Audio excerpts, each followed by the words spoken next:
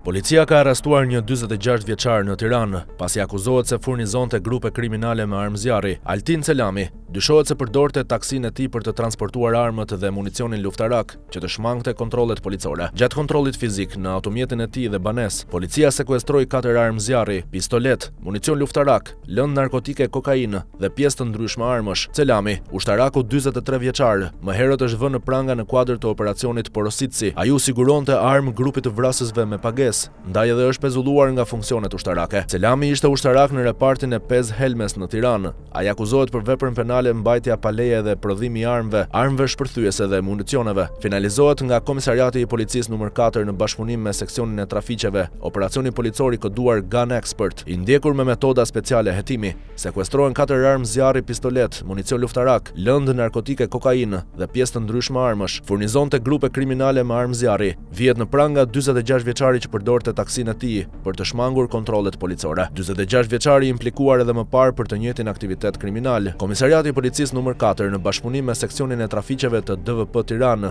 në ndërtimin e Prokurorisë së Tiranës, si rezultat i një hetimi të ndjekur me metoda speciale, finalizoi operacionin policor të koduar Gun Expert. Në kuadër të operacionit u arrestua në flagrancë në rrugën e Dibrës shtetasi AC 46 vjeç, banues në Tiranë, teksa drejtonte automjetin tip taksi. Materialet procedurale ju referuan Prokurorisë së Tiranës për veprat penale mbajtja pa leje dhe prodhimi i armëve dhe armëve shpërthyese dhe municionit, dhe prodhimi dhe shitja e narkotikëve, njoftoi policia.